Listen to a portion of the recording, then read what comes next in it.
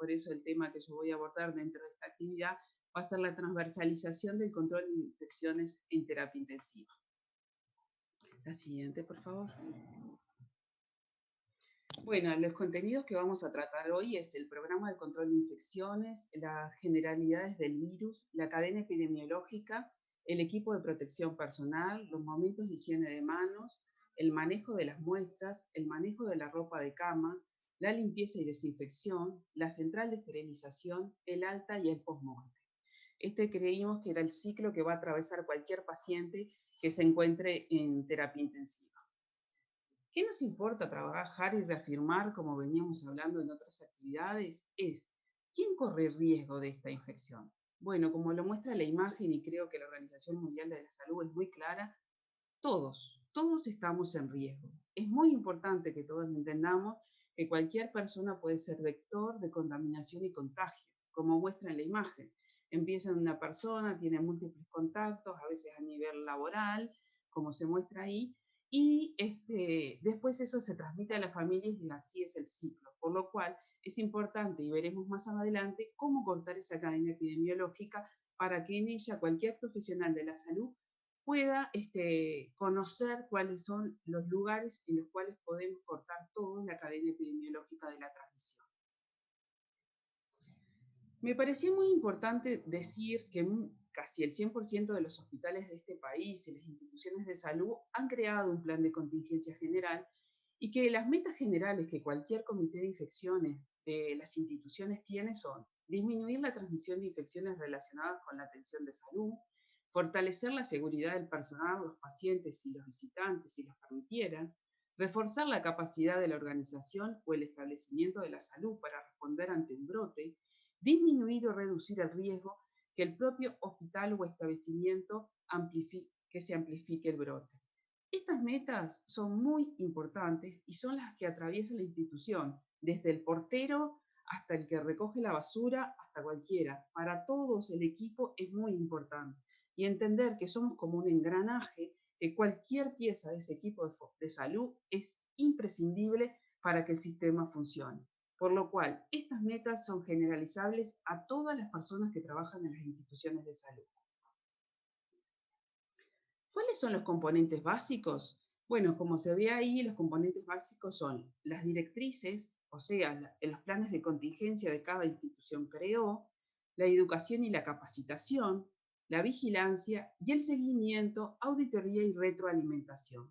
¿Por qué tiene este proceso y por qué es una estrategia multimodal? Porque nosotros vamos aprendiendo de lo que ha sucedido, como todos sabemos, el COVID es una enfermedad nueva, o sea, vamos aprendiendo de lo que pasa en el mundo. Si bien ya se conocían COVID anteriores, nunca con estas características por la mutación genética que este germen ha tenido y por lo rápido que se ha expandido en el mundo. Por lo tal, cumplir con estos pasos que nos marcan como estrategia multimodal es muy importante. Si ustedes me preguntan en qué situación estamos hoy, nosotros estamos en la fase 2, donde todos, y algunos en la fase 3, donde todos tendríamos que estar entrenando y capacitando al personal en las acciones más generales y como lo habló la profesora Silvia Guerra, licenciada que estuvo la semana pasada hablando de los equipos de protección personal, entrenando en qué situación se debería usar según el riesgo que tenga la situación el equipo de salud, pero principalmente entrenarnos en el retiro y el manejo de los residuos de estos pacientes. La capacitación es un eje fundamental y en la etapa que el Uruguay se encuentra con niveles bajos todavía de pacientes enfermos registrados a nivel del Ministerio de Salud Pública, este es un tiempo exquisito y de gran aprovechamiento para el entrenamiento de los equipos de salud. Por eso creo que este es un momento de aprovechamiento y, por supuesto, hay algunas instituciones que ya tienen pacientes en el proceso de vigilancia y empezar la retroalimentación. ¿Por qué? Porque muchas veces lo que planificamos, cuando uno llega a la realidad, se encuentra con cosas o obstáculos que no estaban previstos. Por lo tanto, la retroalimentación y el cambio es muy importante. También este cambio y retroalimentación es muy importante porque la salud y lo que se va conociendo del coronavirus es dinámico. Y eso es importante a la hora de pensar los planes que tienen que tener la flexibilidad para ir cambiando lo que la evidencia va mostrando que dejó de servir o se encontró que va a servir y nos interesa que suceda. Bueno, simplemente un lineamiento de inicio para hablar del COVID. El COVID es denominado SARS-CoV-2, causante de la enfermedad COVID-19. El COVID era un virus que ya estaba y se conocía, ¿sí? La diferencia que tiene es que mutó y que cambia su material genético y eso hace que enferme a las personas en este caso. Se sabe que se inició en China, no hace tantos meses, ¿sí? Y de ahí se empieza a difundir por el mundo. El 30 de enero fue declarado pandemia por la Organización Mundial de la Salud y se cree que el origen de esto pueden ser los murciélagos, si bien todavía está en estudio. Lo que se sabe de esta enfermedad es que el 80% de los casos se presentan como leves, un 15% se presenta como un caso grave y un 5% se presentan como casos críticos. Estos son indicadores que nos permiten diseñar estrategias según el volumen de pacientes que vamos a contener y trabajar en los sistemas de salud. ¿Por qué? Porque no es lo mismo pensar que el 100% sería crítico que pensar que el 5%. Esto nos permite tener las estadísticas de lo que ha sucedido a nivel mundial para trabajar en los planes de contingencia adaptados a cada situación. ¿Qué nos pasa con los ingresos a sala y el traslado? Bueno, esto necesita un pensamiento de logística. ¿Y por qué? Porque muchas veces estos pacientes en la actualidad ingresan por los servicios de emergencia, ¿sí? Entonces, los servicios de emergencia necesitan, y la institución, diagramar las rutas de traslado, evaluando ¿qué? Los riesgos, las ventajas y las desventajas. Teniendo en cuenta las áreas de menor circulación, horarios, porque no todas las instituciones cuentan con pasillos diferenciados. Si los tuviéramos y ascensores diferenciados, sería muy bueno. No siempre se puede contar y por lo tanto es necesario pensar cuál es la menor circulación, cuáles son los horarios de mejor circulación, qué pasaría si hubiera un accidente de fluidos en ese lugar y lo tengo que limpiar, qué posibilidades de corte tengo, cuáles son los lugares de más fácil aireación y limpieza y desinfección. Entonces, cada institución es necesario, y muchas ya lo tienen, por supuesto, diseñar una logística de traslado. Y en esa logística de traslado tiene que estar entrenado el portero y el ascensorista. ¿Sí? Eso es muy importante, porque también, como dije al inicio, son parte del engranaje del funcionamiento de cualquier institución. Pensar que solo hay que trasladar a estos pacientes si estuvieran en terapia intensiva en casos necesarios, y está más que claro y sabido que esas decisiones se toman en conjunto y por supuesto se hará solamente así, pero es importante avisar al servicio dónde va, tener previsto los camilleros, que la camilla donde se traslada sea lavable y fácilmente limpiable, que no tenga ninguna fisura, porque es muy importante para el después de que ese paciente registre un sistema de limpieza y desinfección que permite garantizar el traslado del siguiente paciente. Por supuesto, el equipo de protección personal y si el paciente no estuviera ventilado, colocarle una máscara quirúrgica, que es la recomendación en la actualidad. Ahora me gustaría hablar de la cadena epidemiológica, porque a mí me parece un elemento esencial que cualquier persona en cualquiera de estas etapas, cualquiera de nosotros trabajadores, pueda decir corto la línea de contagio y eso lo logro conociendo la cadena epidemiológica. Por tanto, el agente causal de esta enfermedad es el COVID-19. El reservorio, bueno, hay un reservorio animado, que son las personas, ¿sí? Y un reservorio inanimado, que son todos los objetos, ¿sí? Que se contaminan por el uso de los materiales o porque alguien tosió, estornudó, tiene la enfermedad y quedó. Por lo tanto, es muy importante saber que si nosotros usamos el equipo de protección adecuadamente, estaríamos cortando y tratando de evitar tener un reservorio inanimado, y si hacemos correctamente los procedimientos, estaríamos cortando la cadena epidemiológica en los objetos inanimados. ¿Cómo se logra eso? Bueno, lo vamos a ver en el caso de los objetos inanimados con la limpieza y desinfección de los objetos que no pueden ser descartables. Bueno, la puerta de entrada es la vía aérea y las mucosas.